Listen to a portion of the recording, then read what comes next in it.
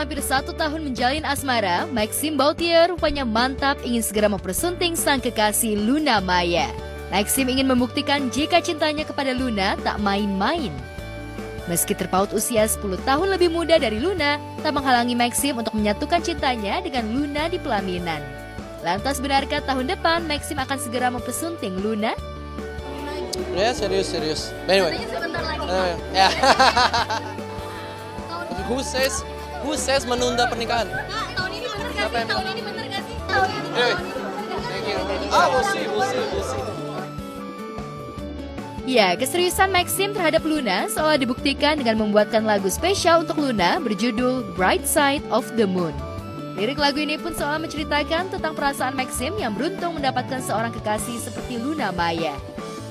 Kita akan surprisein dia lagu buat Luna. Nama lagunya Bright Side of the Moon.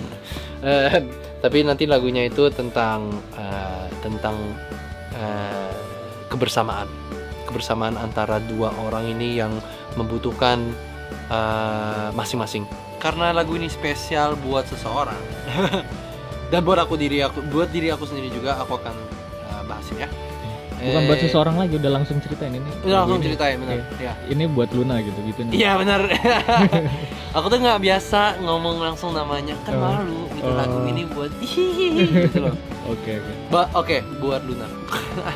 Nama lagunya Bright Side of the Moon dan juga mainin namanya Luna because Luna itu it's Latin for bulan, for moon.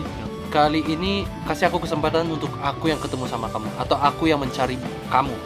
I want to miss you all over again. Jadi aku mau lagi gitu. It's like I want to miss you all over again. Jadi misalnya kayak dalam satu hari udah nggak ketemu, kayak ya deh biarin aku yang mencari kamu biar aku bisa kangen kamu lagi, atau aku mau merasa kangen lagi. Lagu tersebut masih dalam proses editing dan rekaman, namun Maxim rupanya sudah tak sabar ingin segera mempersembahkan lagu untuk Nona alias Luna. Ya, Nona adalah panggilan sayang Maxim untuk sang kekasih. Jadi tonight you can be in my dreams karena kamu sudah membawa aku bisa mimpiin kamu. Mon amour itu it's my love, cintaku gitu, cintaku. Tapi bahasa Prancis, soalnya waktu itu aku sempat bilang ke Luna, sempat bilang mon amour lah gitu. Tapi agak aneh, so we never really said it again. Cuman kadang-kadang aja, cuman di lagu lucu. Finally I'll fly in the bright side of the moon. Akhirnya aku bisa terbang di sisi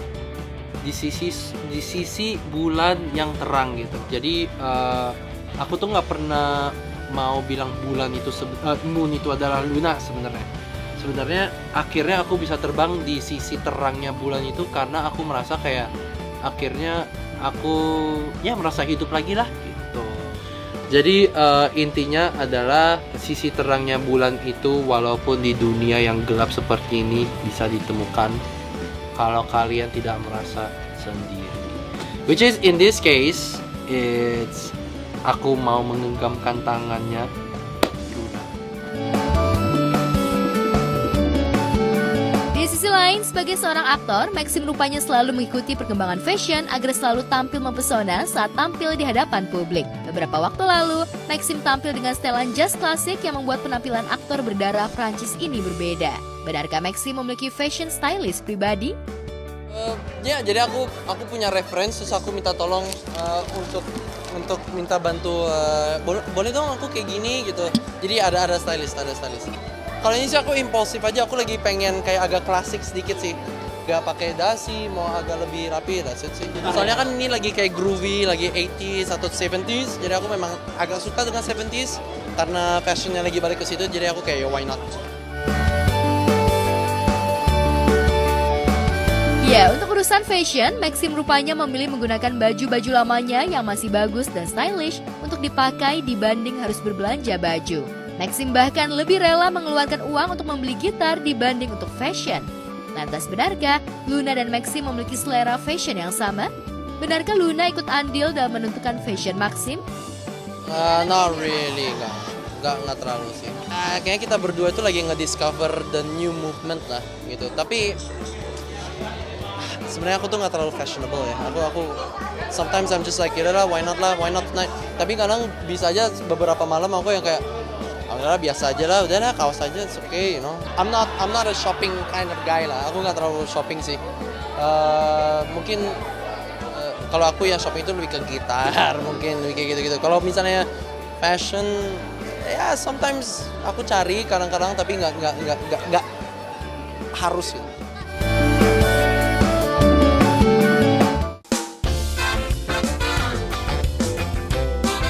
Pemirsa, RCTI kembali menayangkan program komedi terbaru dan paling ditunggu berjudul Bisa Dibantu. Program komedi Bisa Dibantu ini menawarkan kisah unik dan lucu yang bercerita tentang keseharian karyawan di sebuah kantor pelayanan masyarakat yang fokus membantu membereskan berbagai permasalahan warga. Sambil menunggu orangnya dapat, Jarwo jadi security. Apa? Berlanjut atau tidak? Menurut saya, yes! Lah, Lo ngomongnya kali aja. saya melamar di sini untuk menjadi Salah. Yang menjadi security baru ada nggak?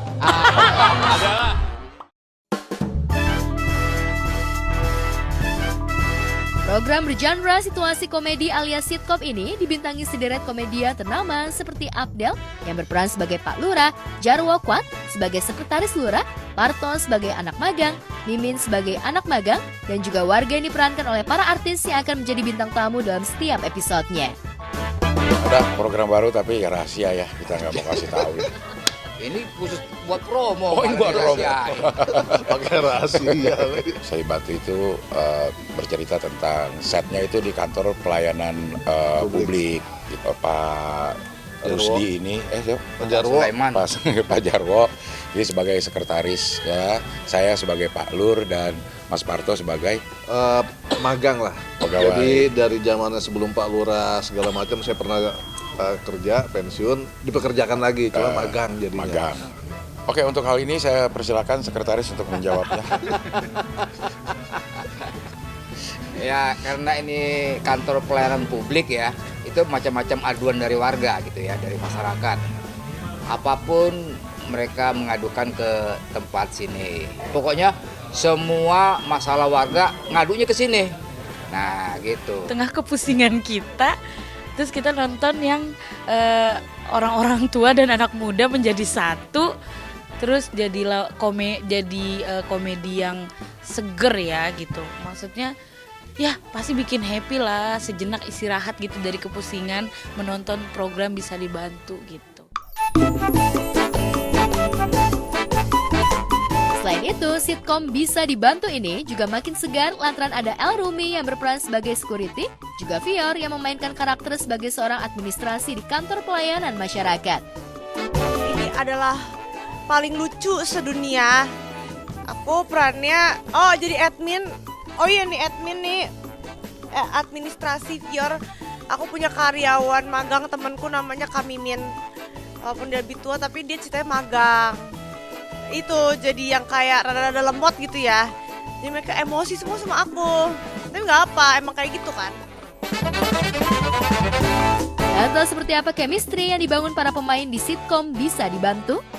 Seperti apa El Rumi yang kini mulai terjun ke dunia akting, khususnya dunia komedi? Pencarian jati diri juga sih sebenarnya, belum firm banget ke musik, belum firm banget ke komedi juga. Jadi ya masih coba-coba aja lah, coba-coba. Dan sejauh ini sih enjoy ya. Sitkom pertama kali tentunya pasti deg-degan sih ya. Aku kan ini juga pertama kali sitkom, maksudnya biasanya kan ya program biasa bukan sitkom, atau mungkin nyanyi, atau mungkin acting. Tapi ini udah pertama kali main sitkom. Tantangannya cukup besar kali ya, karena pengalaman pertama, tapi ya mungkin karena cukup enjoy, jadi ya jalannya enjoy aja sih. Cuman mungkin tantangannya harus memperbanyak diksi dan perpustakaan komediku ya. Awal mungkin sering ketemu kan beberapa kali sering ketemu Om Parto di program lain, Om Jarwo juga sering ketemu. Jadi ya paling awalnya aja sih agak-agak penyesuaian ya, mungkin karena umur. Cuman setelah jalanan beberapa episode cukup mereka cukup mengayomi anak-anak muda lah. Mereka kadang kalau lagi briefing suka ketawain aku sih. Kata mereka, Vior ini lagi briefing bukan podcast gitu. Kita pada dasarnya menyatu kok dengan yang tua, dengan yang muda. Kita semua. Kalau masalah ngomongin tua, lo nunjuknya kemana gue tetap berasa. Iya. Jadi menyatu aja, ngeblend lah. Kolaborasi lah. Betul. Namanya ini programnya komedi, jadi pasti ada lucu-lucunya. Buat pemirsa yang ingin permasalahannya segera dibantu, jangan lupa saksikan sitkom Bisa Dibantu yang mulai hari ini pukul 15 waktu Indonesia Barat, tentunya hanya di RCTI. Ini kan kita tayang jam 3 sore ya, setiap hari Senin sampai Jumat. Kalau perlu itu kegiatan yang lain dihentikan dulu lah. Iya, 1 jam aja. Iya, 1 jam. Program ini mudah-mudahan bisa menyediakan tawa-tawa yang renyah di tengah-tengah masyarakat. Hai, jangan lupa saksikan Bisa Dibantu Tiap Senin sampai Jumat. Jam 3 sore. Hanya di RCTI.